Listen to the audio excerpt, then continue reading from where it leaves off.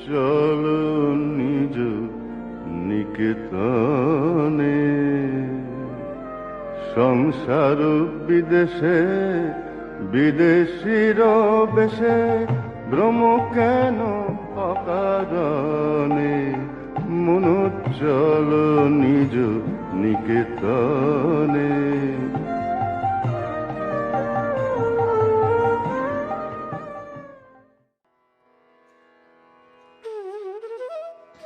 ಓಂ ಶ್ರೀ ಗುರುಭ್ಯೋ ನಮಃ. ವಿವೇಕ ವಿಸ್ಮಯ ಧ್ವನಿ ತುಣುಕು 40. ಹಿಂದಿನ ಧ್ವನಿಯ ತುಣುಕಿನಲ್ಲಿ ಗಮನಿಸ್ತಾ ಇದ್ದ ಹಾಗೆ ಪಾತಾಳಕ್ಕೆ ಹೋದರೂ ಕೂಡ ಬಿಡೋದಿಲ್ಲ ಅಂತ ಶಪಥ ಮಾಡಿಕೊಂಡು ಹೊರಟಿರುವಂತಹ ಅಖಂಡಾನಂದರು ಸ್ವಾಮೀಜಿ ಎಲ್ಲೆಲ್ಲಿ ಹೋಗ್ತಾರೆ ಅಲ್ಲಿಗೆಲ್ಲ ಹೋಗ್ತಾ ಇದ್ದಾರೆ. ಆದರೆ ಹೋದ ಜಾಗಕ್ಕೆ ಹೋದ ಮೇಲೆ ಗೊತ್ತಾಗ್ತಾ ಇದೆ ಸ್ವಾಮೀಜಿ ಈಗಾಗಲೇ ಆ ಜಾಗವನ್ನು ಬಿಟ್ಟು ಮುಂದೆ ಹೋಗಿದ್ದಾರೆ ಅಂತ. ಅಂತೂ ಏನೇನೋ ಮಾಡಿ ಸ್ವಾಮೀಜಿಯ ದಾರಿಯನ್ನು ಹಿಡಿದು ಬರೋಷ್ಟರಲ್ಲಿ ಈಗ ಸ್ವಾಮೀಜಿ ನಾರಾಯಣ ಸರೋವರ ಅನ್ನೋಂಥ ಜಾಗಕ್ಕೆ ಹೊರಟುಬಿಟ್ಟಿದ್ದಾರೆ ಅಂತ ಮಹಾರಾಜನ ಕಡೆ ಗೊತ್ತಾಯಿತು.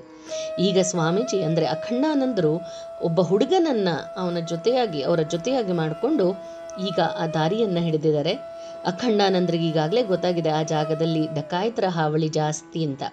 ಹಾಗೆ ಕಚ್ ಭಾಷೆಯಲ್ಲಿ ನನ್ನನ್ನು ಬಿಟ್ಬಿಡು, ನನ್ನ ಹತ್ರ ಇರೋದನ್ನೆಲ್ಲ ತಗೋ ಅಂತ ಏನು ಹೇಳಬೇಕು ಅನ್ನೋದನ್ನು ಕಲ್ತ್ಕೊಂಡು ಇದನ್ನೇ ತಾರಕ ಮಂತ್ರವನ್ನಾಗಿ ಜಪ ಮಾಡ್ತಾ ಈಗ ಸ್ವಾಮೀಜಿ ಅಂದರೆ ಅಖಂಡಾನಂದರು ನಾರಾಯಣ ಸರೋವರದ ಕಡೆಗೆ ಹೊರಟಿರುತ್ತಾರೆ.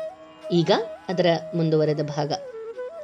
ಸ್ವಲ್ಪ ದೂರ ನಡೆದ ಮೇಲೆ ಅಖಂಡಾನಂದರು ಆ ಹುಡುಗನನ್ನ ವಾಪಸ್ ಕಳಿಸ್ಕೊಟ್ಟು ತಾವೊಬ್ಬರೇ ಮುಂದಕ್ಕೆ ಸಾಕ್ತಾ ಇದ್ದಾರೆ.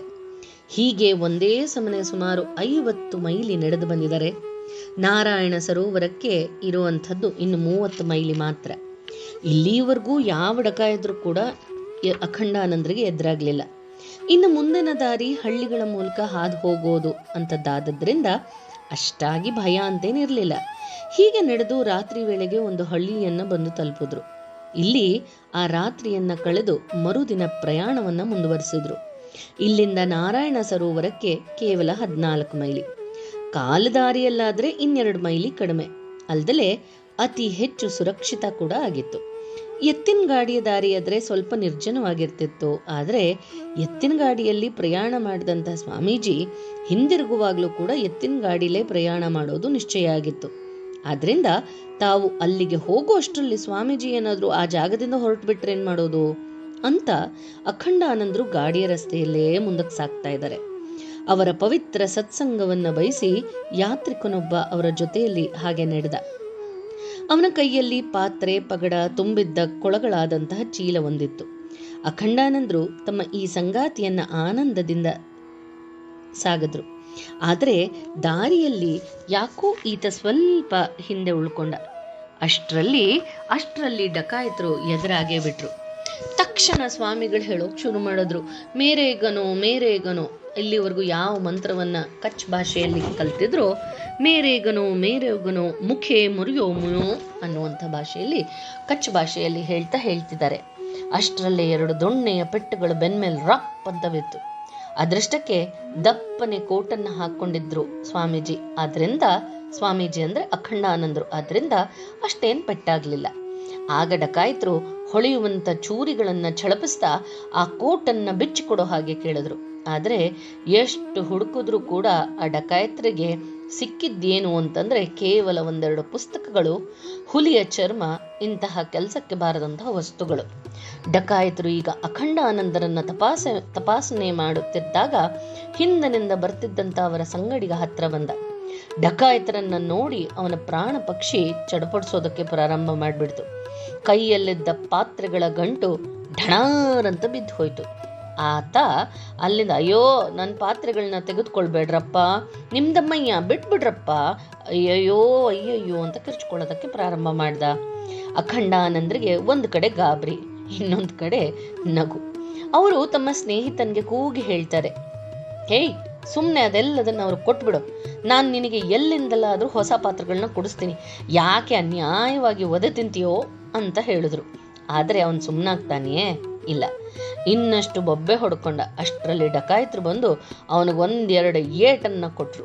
ಆದರೆ ಅವನ ಚೀಲವನ್ನು ನೋಡಿ ಅವರಿಗೆ ಅದು ಎಷ್ಟು ಅಸಹ್ಯವಾಗ್ಬಿಡ್ತು ಅಂದರೆ ಅದರಲ್ಲಿ ಚಿನ್ನವೇ ಇದ್ದಿದ್ರು ಕೂಡ ತಮಗದು ಬೇಡ ಅನ್ನೋಷ್ಟ್ರ ಮಟ್ಟಿಗೆ ನಿರ್ಧಾರ ಮಾಡಿದ್ರು. ಯಾಕೆ? ಆದರೆ ಇವರಿಂದಾಗಿ ತಮಗೆ ವೃದ್ಧಾಶ್ರಮ, ಸಮಯದ ನಷ್ಟ ಆಯ್ತಲ್ಲ ಅನ್ನೋ ಸೆಟ್ಟಿಂದ ಇಬ್ರು ಕೂಡ ಅವರ ಬಟ್ಟೆಗಳಿಂದಲೇ ಕಟ್ಟು ಹಾಕಿ ಹೊರಟುಬಿಟ್ರು. ಆಗ ಅಖಂಡಾನಂದರು ಅವರನ್ನ ಕೂಗಿ ಕರೆದ ಹೇಳ್ತಾರೆ, ನೋಡಿ ಇಲ್ಲಿ ಈ ಉಣ್ಣೆಯ ಬಟ್ಟೆ ಎಲ್ಲದನ್ನ ತೆಗೆದುಕೊಂಡು ಹೋಗಿ, ಪಾಪ ನಿಮ್ಗೆ ಚಳಿಗಾಲಕ್ಕಾದ್ರೂ ಆಗತ್ತೆ ಅಂತ. ಆಗ ಆ ಡಕಾಯಿತರ ನಾಯಕ ಹಿಂದಿರುಗಿ ಬಂದು ಅವರ ಕಟ್ಟುಗಳೆಲ್ಲದನ್ನ ಬಿಚ್ಚಿ ಹೇಳ್ತಾನೆ, ಮಹಾರಾಜ್ ನೀವು ಹೋಗ್ಬೋದು ಅಂತ ಹೇಳಿ ಅವರಿಗೇ ನಮಸ್ಕಾರ ಮಾಡಿ ಓಡ್ ಹೊರಟ್ಬಿಟ್ಟ. ಅಂತೂ ಅಖಂಡಾನಂದರು ಈಗ ಕ್ಷೇಮವಾಗಿ ಬಂದು ನಾರಾಯಣ ಸರೋವರವನ್ನ ತಲುಪಿದ್ದಾರೆ. ಪಾಪ ಇಷ್ಟೆಲ್ಲ ಕಷ್ಟಪಟ್ಟುಕೊಂಡು ಬಂದರೆ ಹಿಂದಿನ ರಾತ್ರಿ ತಾನೇ ಸ್ವಾಮೀಜಿ ಮತ್ತೊಂದು ಮಾರ್ಗವಾಗಿ ಆಶಾಪುರಿ ಅನ್ನುವಂಥ ಕ್ಷೇತ್ರಕ್ಕೆ ಹೊರಟಿದ್ದಾರೆ ಅಂತ ಗೊತ್ತಾಯಿತು. ವಿಪರೀತ ದಣಿವಿನಿಂದಾಗಿ ಅಖಂಡಾನಂದರಿಗೆ ಈಗ ಜೋರು ಜ್ವರ ಬಂದುಬಿಟ್ಟಿದೆ. ಇಲ್ಲಿಂದ ಒಂದು ಮಠದ ಮಹಂತರು ಅವರನ್ನ ಉಪಚರಿಸಿ ಕರ್ಕೊಂಡು ನೋಡ್ಕೊಂಡ್ರು. ಆದ್ರೆ ಸ್ವಾಮಿಗಳು ಅಲ್ಲಿ ನಿಲ್ದಲೆ ಆಶಾಪುರಿಗೆ ಹೊರಟಿದ್ದಾರೆ. ಆಗ ಮಹಂತರು ಅವ್ರಿಗೊಂದು ಕುದುರೆಯನ್ನ ಮಾಡಿಕೊಟ್ಟು ಒಬ್ಬ ಅಂಗರಕ್ಷಕನನ್ನ ಕೂಡ ಒದಗಿಸಿಕೊಟ್ಟು ಅವರನ್ನ ಪ್ರೀತಿಯಿಂದ ಬೀಳ್ಕೊಂಡ್ರು. ಆದರೆ ಆಶಾಪುರಿಗೆ ಬಂದಂತಹ ಅಖಂಡಾನಂದರಿಗೆ ಎದುರಾದದ್ದು ಸಂತೋಷವೇನೋ? ಖಂಡಿತ ಅಲ್ಲ. ಆಶಾಪುರಿಯಲ್ಲೂ ಕೂಡ ಅಖಂಡಾನಂದರಿಗಾದದ್ದು ನಿರಾಸೆನೆ. ಏನಾಯ್ತು ಅನ್ನೋದನ್ನ ಮುಂದಿನ ಧ್ವನಿಯ ತುಣುಕ್ನಲ್ಲಿ ಗಮನಿಸೋಣ.